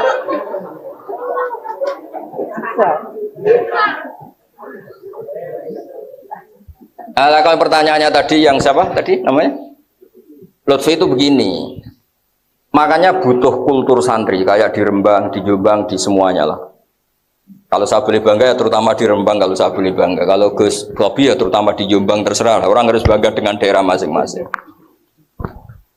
Saya itu merasakan pernah hidup lama di Jogja, di Jakarta, pernah saya kerja di Jogja, di Jakarta. Memang kita harus syukur punya daerah kayak Jombang, kayak Rembang, atau Jakarta, Jogja yang daerahnya orang alim. Itu begini, kalau di kampung-kampung guys ya, ada orang diceraikan suaminya karena sudah sohat tolak, ya tidak satu rumah, ya normalnya sudah tolak. Dia ngurus di pengadilan hanya administrasi. Tapi hukum-hukum dia tidak jima lagi, tidak serumah lagi itu sudah jalan. Tapi kalau di kota, sebagian yang enggak daerah Islami memang ngeri. Jadi saya pernah mengalami satu pertanyaan begini, agak ekstrim. Ada istrinya PNS Gus Muid. Karena dia tercatat sebagai istrinya, kalau suaminya meninggal kan tetap dapat pensiun, santunan dapat pensiun. Singkat cerita itu karena tolaknya itu belum resmi Gus, dia tetap dapat santunan atau pensiunan tadi. Padahal hakikatnya sudah mutolakoh, tapi kalau dia lapor, hilangkan kan dari daftar pensiunan. Ketika tak tanya, lah kamu kok mentolo, corong Jawa, cek mentolo nih mangan uang gitu, kok tega makan uang itu? Kan saya belum dicerai. Jadi memang belum, kalau benar-benar belum dari pengadilan itu memang, iya merasa belum dicerai. Padahal sudah ditalak. Nah, Jadi memang di balik hukum negara itu harus ada kultur supaya hukum negara hanya untuk apa Jadi kalau di kampung-kampung kan kayak di daerah Jombang, daerah-daerah yang ditunggoni kiai kalau sudah dicerai meskipun pengadilan belum apa wis gak goncekan, wis gak saoma, wis. Udah golek ancang-ancang sing lanang golek ancang-ancang sing wedok ya. Makanya pentingnya kultur di situ. Ya kayak di daerah, ya tadi saya contohkan, saya itu heran sama Wali Songo, kagum di situ. Wong fasik wae kepengin nikahi anak Isa. Saya tuh sering nikahkan anaknya orang yang nggak sholat, nggak puasa. Tanya, lah kenapa kamu masih suka kiai? Ojo lek Gus nak nikah kudu sah, lek ben sampean anak putuku dadi wong saleh. Sing fasik aku tok wae. Semuanya ingin mengakhiri kefasikannya, barokahnya Wali Songo itu telaten. Jarang loh orang fasik tulan di Indonesia itu jarang. Prasolan ketemu kiai cium tangan. Kenapa cium tangan? Bentuk barokah. Jika barokahnya itu semua, rata-rata tua itu tobat karena ada sisa-sisa hukum yang terus dijalankan. Kayak mahabbatul sholihin, mahabbatul habaib, ya setiap saat bisa aja dikasih hidayat sama Allah karena amalnya tetap jalan. Wong ra salat nyumbang masjid atau kowe napa ora tau salat? Ramiku wis digo salat terus Gus. Pertama aku mangkel, suwe-suwe gang rong tahun ya tobat ya salat. Mosok Gus sing salat ramiku tok baduk ora tau salat. Jadi Indonesia itu memang agak unik. Jadi masa-masa fasik itu kesolehan ya rodok jalan dulu Gus. Jadi hingga haram-haram di Indonesia itu terkenal Gus. Misalnya orang fasik, ya orang arah aneh-aneh terus keluarganya diadep nongetan, ya ndak. Terus didusi ambek arah, ya ndak. Amati tuh golek kiai, nikah ya golek ya. Nah ini harus kita pertahankan. Jadi ada sistem sosial yang harus kita pertahankan. Ya soal dia ada sholat ya salah dalam hal nggak sholat, tapi dalam hal nikahkan anaknya ngundang kiai harus kita dukung. Nah, makanya daerah-daerah yang ada kiai tadi guys, kalau sudah ada cerai ya cerai aja, secara perilaku cerai. Meskipun administrasinya nunggu apa? Dan saya punya beberapa santri yang jadi hakim agama. Nasihat saya mesti gini guys. Meskipun Anda jadi mediator di pengadilan, tapi tanya dulu iqa'ut tolak tanggal berapa, sehingga jangan ada mediasi setelah idahnya selesai. Kadang kan berlarut-larut mediasi dan hasilnya mediasi malah idahnya sudah selesai dan ngiranya itu kayak belum tolak gitu guys. Makanya saya sering nasihat, pernah ada komunitas hakim agama rombongan mungkin hampir seluruh Indonesia lah soal saya. Minta nasihat ke saya, ini hakim agama nasihatnya gimana? Saya bilang, jika Anda mediasi orang cerai, tanya dulu iqa'ut tolaknya tanggal berapa. Jangan sampai mediasinya itu ngelangkahi masa idah selesai. Karena kalau idah selesai itu total jadi ajna. Iya, jadi tidak ada wabu'ulatuhunna ahaqu apa? Birodihinna, tidak ada tolak rut'ah lagi, sudah selesai. Jadi orang alim itu harus ngalahi. Ya minimal soleh lah, kayak aku lah minimal. Jadi orang alim itu ngalahi. Minimal loh saya bilang, kalau sampai mau ngelangkai makom saya, ya monggo, itu sudah minimal.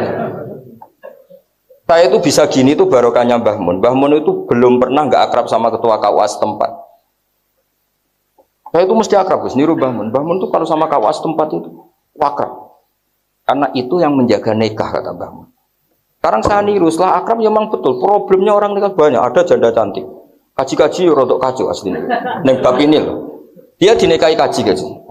On megat ragelem, tapi ya di barno. Suatu saat janda itu lapor ke naib, ala Pak aku nikah nombek yang lain. Nah, tapi kamu kan punya suami. Ala Pak bujur resmi wae anggapnya ra ono. Yes. Nah ini cerita betul. Ini yang cerita naibnya. Ya gara-gara cantik terus gampang payu rapi gitu. Lah sing kaji ngono tak telepon. Kowe ojo fasik nemen-nemen to. Nara cocok ya dipegat ojo fatadzaruha kal malak jawab. Man iku. Wepet musik.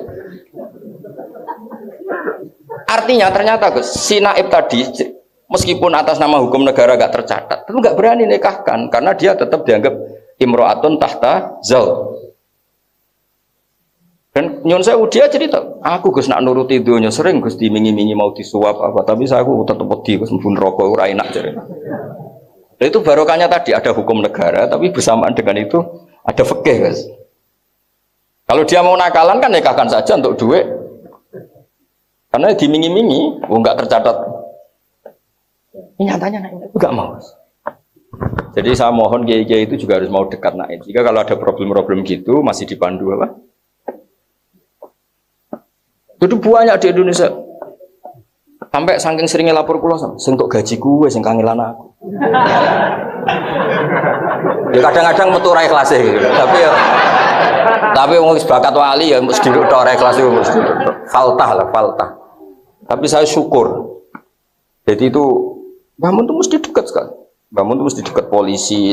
Kalau dekat polisi alasan pesan beliau narkoba ning dindi ku sing nangani polisi. Ya ayo ora iso. Narkoba, bandar narkoba ning perbatasan ini yang bisa. Nangani itu ya BNN. Beliau akrab polisi. Dan nangani kejahatan. Ya maksudnya beliau kan suka lihat sesuatu dari sisi positifnya lah. Naib juga gitu. Kalau nggak akrab nanti kalau ada muskilah fikih, ada muskilah kita nggak bisa mandu. Tapi kalau akrab kan kita ditanya, kemudian kita mandu. Ajine mau tenan Gus. Oh, aja lek Gus aja kon megat wong ayu Gus. Tapi ora tau kok menapa kok ingin. Gus tak Gus aja melok iku. Ya akhirnya solusinya lucu kan. Si perempuan tadi tak provokasi, ya nek ono rafa wae.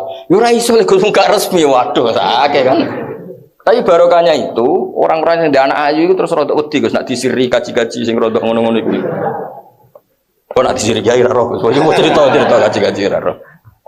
Ya saya mohon aja, fikih itu harus antuhri qalbin. Sampean fikih itu antuhri qalbin. Di ngelotok lah. Terus yang terakhir menyangkut jima firrojiyah. Sampean pakai i'ana saja. Sebetulnya tolak itu jelas pakai sighot. Ya saya ulang lagi, tolak itu pakai, karena nikah itu pakai sighot, harusnya tolak itu pakai sighot. Normalnya rujuk juga pakai.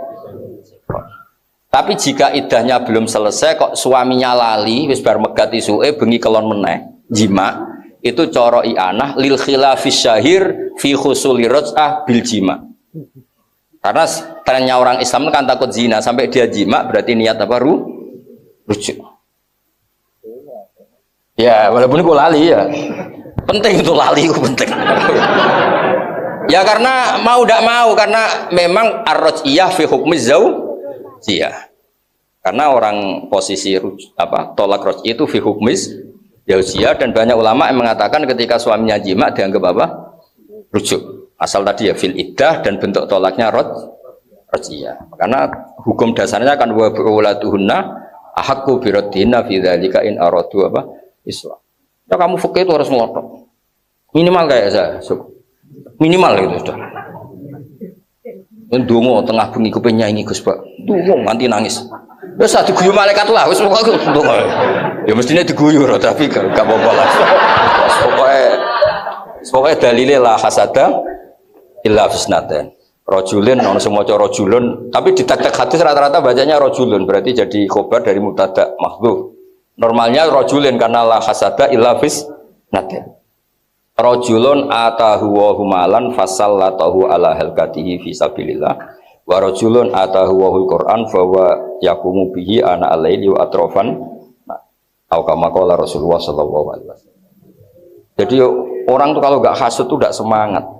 Tapi tadi loh hasud yang dimana ghabtah bukan hasud drengki terus nyantet atau apa itu. Iya, hasud syar'i jadi cara kesopi hasud syar'i. Nggih ngoten. Assalamualaikum warahmatullahi wabarakatuh. Nah ini cobalah jadi etika kita, muhasabah kita. Jadi muhasabah itu cara berpikir kita set, kita pikir ulang. Ternyata semangatnya seorang nabi itu wastaghfir lidzambika walil mu'minun. Semangatnya itu memintakan ampun. Orang ahli tafsir tahu semua kalau nabi itu tidak mungkin dosa. Jadi itu khitabun nabi wa urida bihi ummatu, itu khitab nabi tapi yang dimaksud itu umatnya karena nabi tidak akan mengalami dzambun, tidak akan mengalami dosa. Sekarang enggak, kadang-kadang kita ini kalau orang lain salah itu semangat. Kalau di perusahaan ada teman salah, apalagi pimpinan salah itu seneng. Barokahnya salah bisa ganti kan gitu. Mungkin di dunia tokoh juga gitu, barokahnya ada tokoh salah, kita yang jadi populer sendiri. Tidak boleh seperti itu. Kita harus salimus sodri di jami'il muslimin. Jadi ini harus dilatih. Saya tadi matur sama Habib Ahmad, latihan kita jadi hidup. Nabi itu kalau resep jadi wali itu kata Nabi gampang. Kata Nabi kalau kamu ingin disenangin Allah, ya sudah. Kalau kamu asbahta wa amseta gini-gini, perasaan kamu kata Nabi jangan punya perasaan ghil sama orang muslimin. Itu sudah wadzalika min sunnati. Makanya Nabi ngendikan la yablughni ahadun an ahadin syai'an. Ada yang baca la yuballighni ahadun an ahadin syai'an. Seseorang jangan melaporkan ke saya tentang salahnya yang lain. Fa inni akhruju ilaikum wa ana salimus sodri. Karena saya ingin ketemu sampean semua dalam keadaan salimus sadri, tidak punya perasaan apa-apa.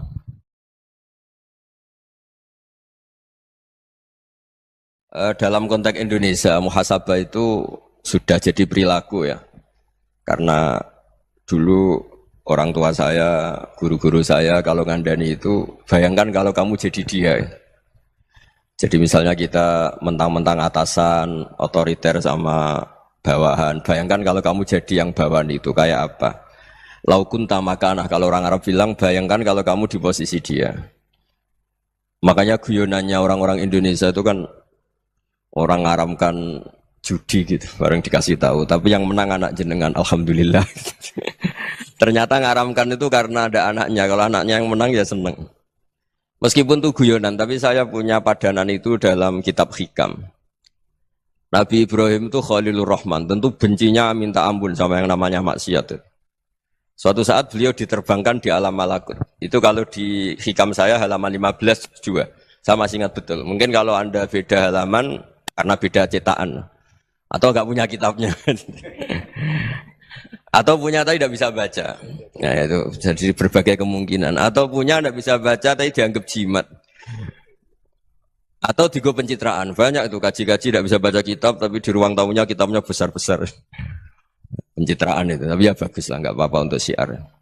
Setelah diterbangkan di alam malakut, diperlihatkan sama Allah. Ada orang pezina, ada orang syaribul khomri, ada orang mabuk, ada orang macam-macam. Allah tanya sama Nabi Ibrahim, bagaimana pendapat kamu Ibrahim tentang mereka yang maksiat? Kata Nabi Ibrahim, ya Allah habisi saja mereka. Mereka hidup di bumi engkau, makan rezeki engkau, kemudian mereka tidak taat sama engkau. Singkat cerita di fase itu, saya ulang lagi di fase itu, Allah nurutin.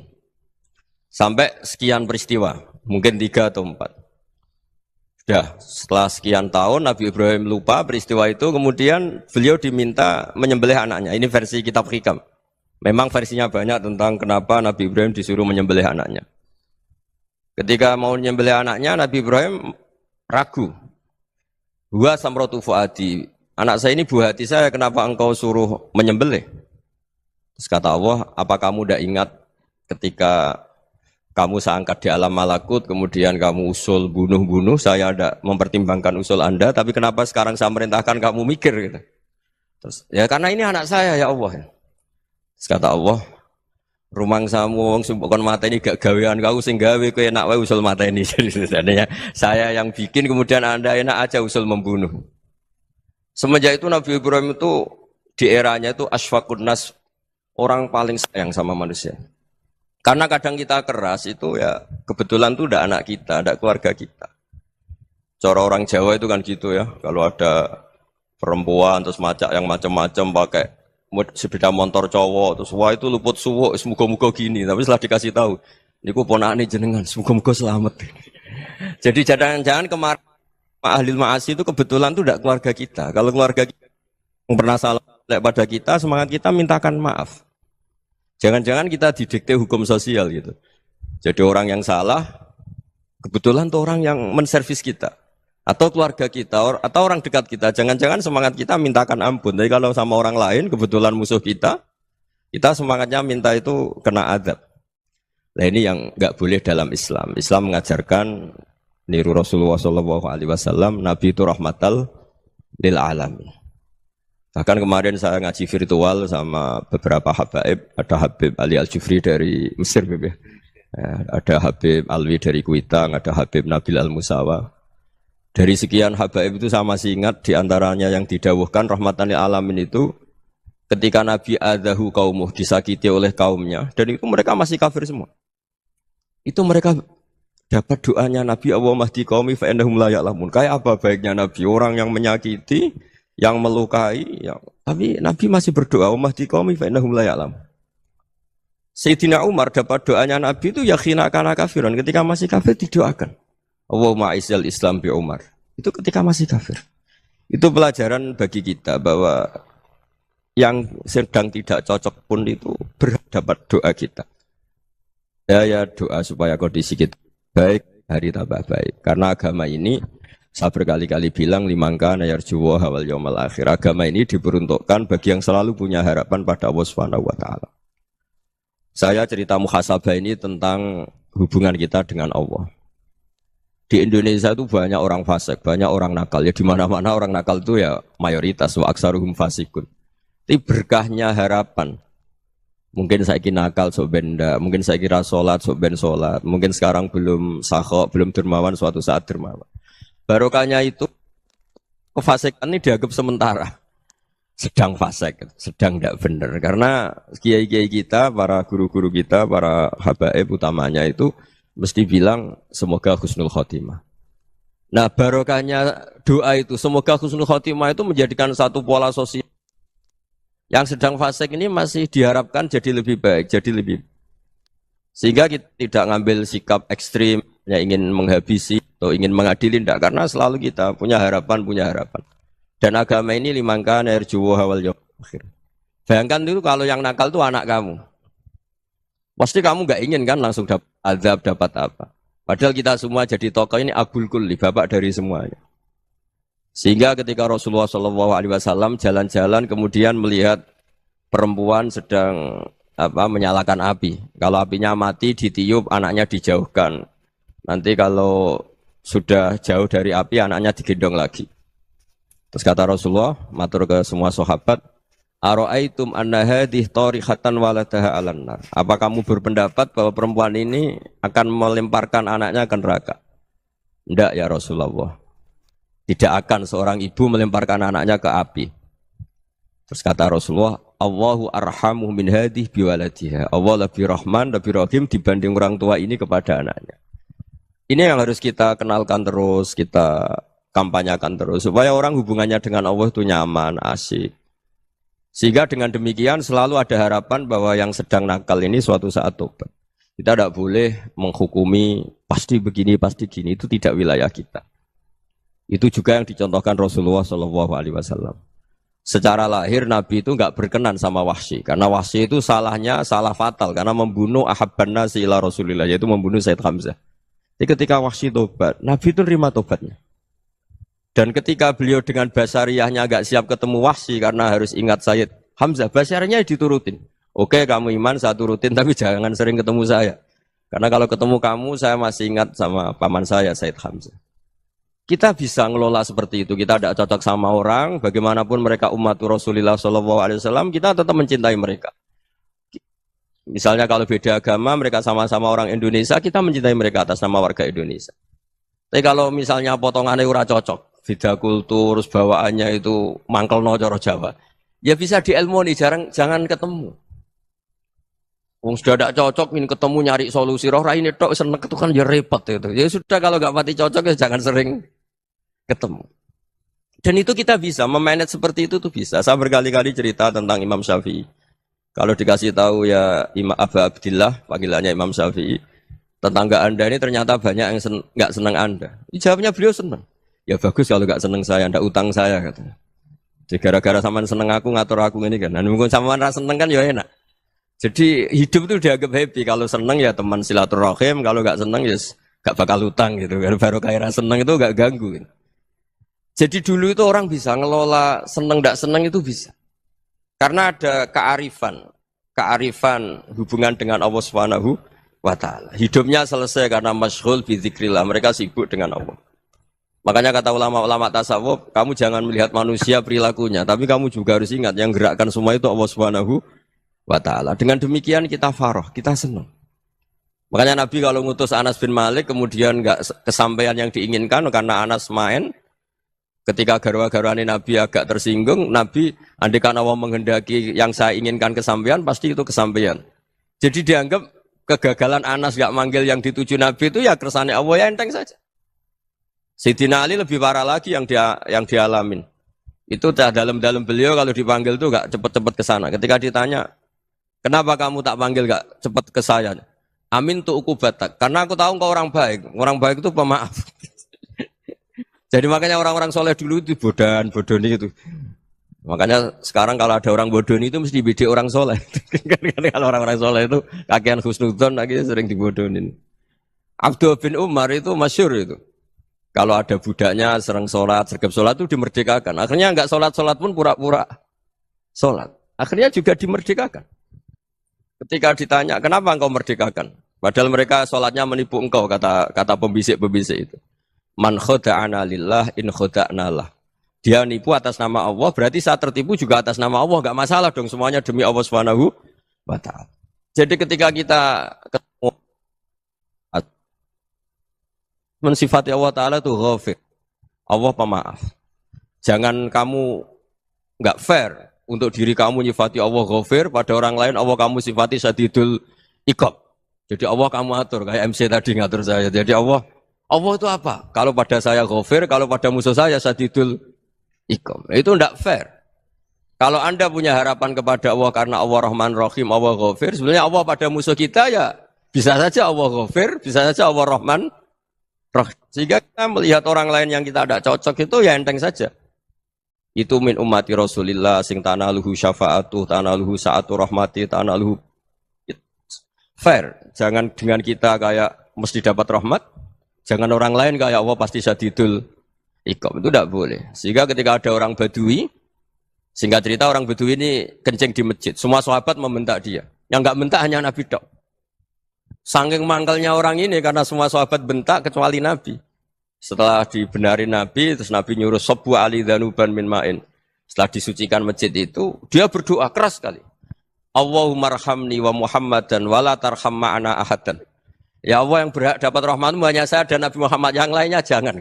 Karena yang lainnya tuh jengkelin, gitu aja saya salah dimarah-marahin gitu. Jadi kalau kamu doa terbatas ya kayak orang Bedui ini, kayak orang Arabi. Apa kata Nabi? Laqad tahajjarta wasi'an.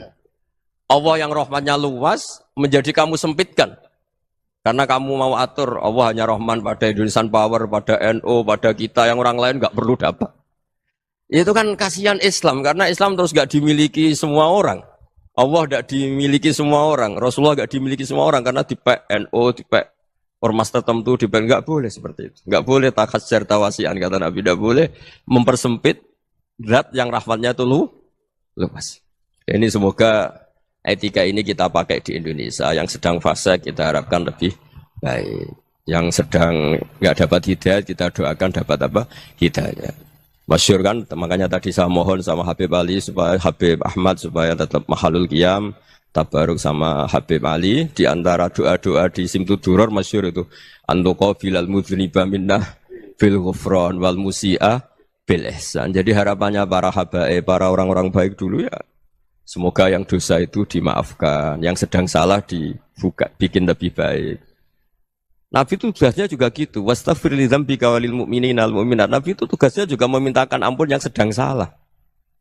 Nah ini cobalah jadi etika kita, muhasabah kita. Jadi muhasabah itu cara berpikir kita set, kita pikir ulang. Ternyata semangatnya seorang nabi itu wastaghfir li dzambika walil mu'minun. Semangatnya itu memintakan ampun. Orang ahli tafsir tahu semua kalau Nabi itu tidak mungkin dosa. Jadi itu khitabun Nabi wa urida bihi ummatu, itu khitab Nabi, tapi yang dimaksud itu umatnya, karena Nabi tidak akan mengalami dzambun, tidak akan mengalami dosa. Sekarang enggak, kadang-kadang kita ini kalau orang lain salah itu semangat. Kalau di perusahaan ada teman salah, apalagi pimpinan salah itu seneng. Barokahnya salah bisa ganti kan gitu. Jadi kalau mungkin di dunia tokoh juga gitu, barokahnya ada tokoh salah, kita yang jadi populer sendiri, tidak boleh seperti itu. Kita harus salimus sodri di jami'il muslimin. Jadi ini harus dilatih. Saya tadi matur sama Habib Ahmad, latihan kita jadi hidup. Nabi itu kalau resep jadi wali itu kata Nabi gampang. Kata Nabi, kalau kamu ingin disenangin Allah, ya sudah. Kalau kamu asbahta, amseta, gini-gini, perasaan kamu, kata Nabi, jangan punya perasaan ghil sama orang muslimin. Itu sudah wadzalika min sunnati. Makanya Nabi ngendikan la yablughni ahadun an ahadin syai'an. Ada yang baca la yuballighni ahadun an ahadin syai'an. Seseorang jangan melaporkan ke saya tentang salahnya yang lain. Fa inni akhruju ilaikum wa ana salimus sadri. Karena saya ingin ketemu sampean semua dalam keadaan salimus sadri, tidak punya perasaan apa-apa.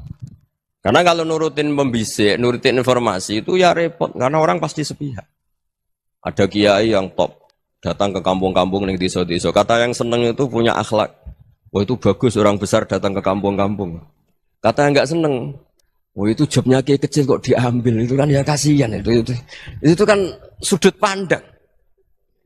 Makanya saya sering bilang, akal kita ini cukup untuk mentasdik Rasulullah SAW. Meskipun perasaan kita kadang orang Jawa itu beda. Saya berkali-kali bilang sama peneliti dari Jogja, kenapa sih Gus para nabi itu kok poligami istrinya banyak? Nabi Dawud katanya itu berapa? Nabi Sulaiman malah jumlahnya agak terbatasin. Nabi Muhammad itu paling sedikit. Saya tanya gini, perempuan itu orang lemah, jadi kalau nolong orang satu gimana baik, kalau nolong orang dua ya lebih baik, ya sudah kira-kira seperti itu. Paling tidak akal kita masih tahu, kalau orang baik, itu kan mesti baik. Nolong orang satu baik, nolong orang dua ya lebih baik, nolong orang tiga lebih baik. Tapi kalau kamu orang nggak baik, satu saja kamu terlantarin, kamu miskinkan, kamu... Ya tinggal diukur kan, kalau orang baik, nambah baik. Tapi kalau orang buruk, tambah buruk. Nah itu akal. Akal kita bisa menganalisis kenapa sih nikah itu ada yang poligami, ada yang enggak. Ya sudah, ukur saja diri kamu. Misalnya kayak saya elek keriting, rabi terus. Memperbanyak wong elek. Orang perilaku netok, raine dadi elek kabeh gitu. Tapi nak kowe ku ganteng, alim, ganteng, sugih. Anake ganteng-ganteng, berhubung kowe saleh ahli swarga kabeh. Mertua yo bangga karena karir kamu meyakinkan. Ini mertua kamu aja enggak bangga mau nambah. Ipar enggak bangga, mertua enggak bangga, desa kamu yang kamu wayai juga beda dengan Nabi ketika nikah Juwairiyah itu enggak ada pernikahan sebarokah Nabi dengan Juwairiyah.